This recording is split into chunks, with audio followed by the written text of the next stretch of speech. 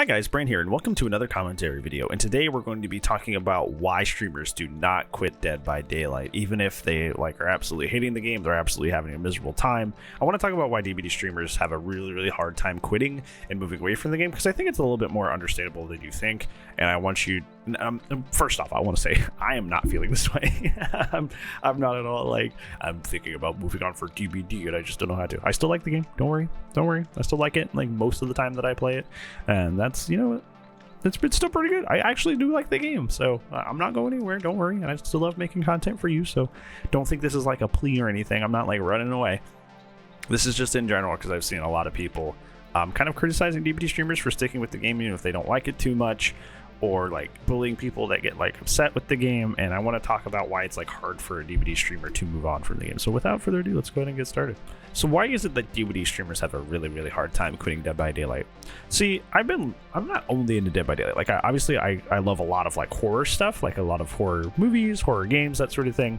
Obviously, if you're on the on the stream, I play Phasmo, Forewarn, Devour, a lot of grouped horror games that you play together to find, investigate ghosts, mummies, demons, whatever. It's it's fun stuff. I used to play indie horror games on the channel. I just don't have time for that anymore. There's not a lot of indie games that are 10 minutes long that are I don't know, I think are super interesting. So I would rather make a DBD video that it's something that I play all the time that I'm super passionate about than try to play a 40-minute game on a tight schedule, so but I still do love watching, and I'm interested in indie horror games. I have other interests, right?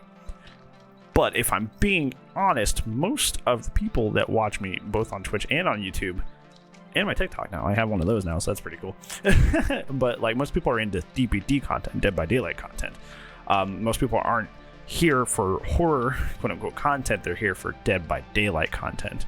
So that's why I kind of shifted more of my content towards Dead by Daylight, because I used to do those indie horror games on the channel, but for the most part, people kind of didn't care about those, and that's fine, right? Because like I was saying a second ago, they were pretty time consuming to record and to edit compared to the commentary videos, and it was just I can still play those in my free time.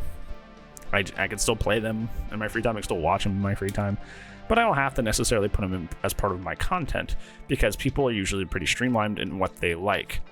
The problem with why DBD streamers can't don't just outright quit DBD is the idea that let's say if I was one of those people that I'm just a horror game streamer, right?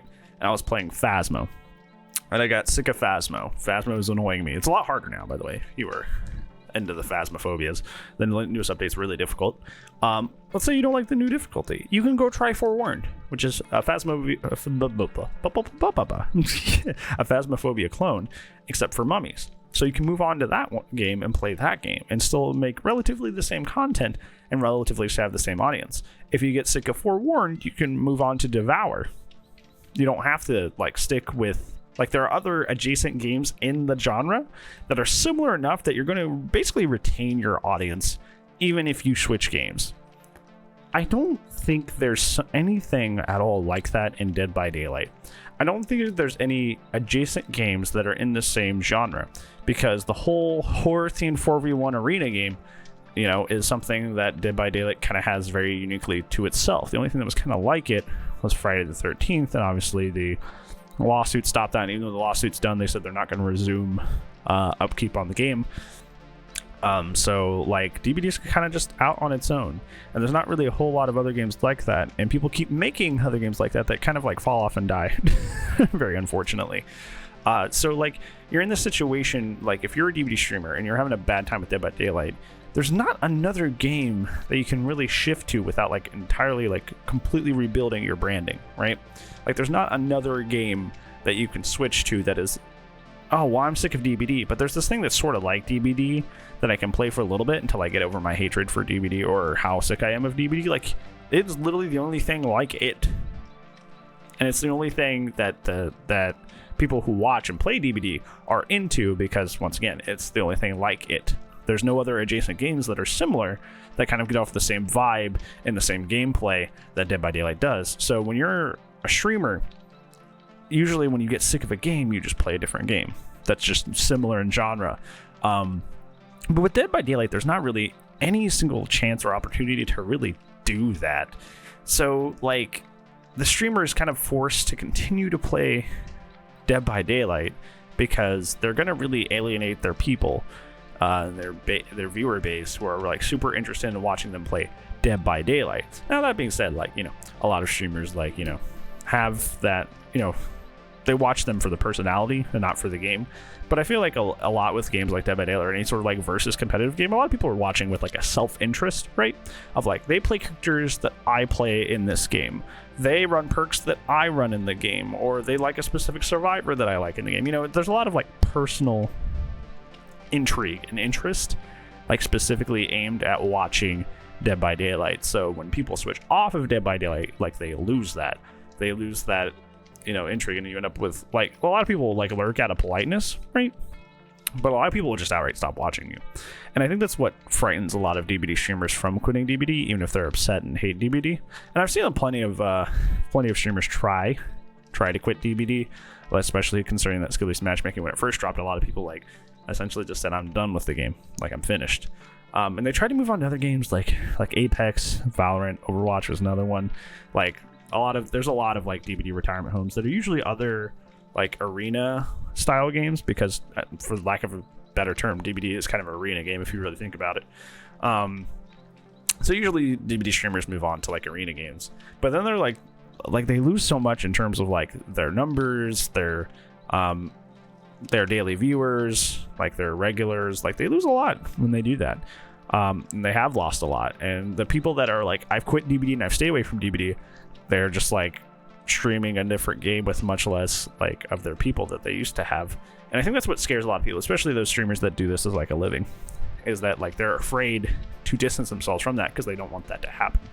And I think that's like a really, really, really important thing to understand, is that like without something adjacent in the genre that they can switch to and retain everybody's interests, they're kind of like in a weird like stuck position, right? Like, of course, like I'm of the opinion that, like, you know, stream whatever you want, do whatever you want, you know, like it's your Twitch stream and you do what you want. But unfortunately, some people do this as a job, you know.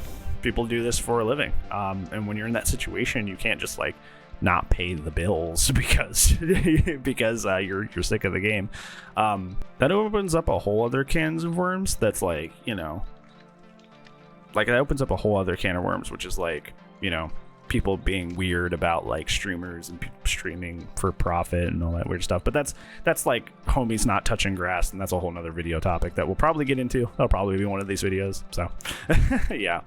But yeah, so just like whenever you're in that situation where you're being super, super hard on like a DBD streamer that like is having a bad time with the game and is like talking openly about how they dislike the game, and you're just like, why don't you just quit? Just like understand that these are the reasons why it's not actually that easy to just quit.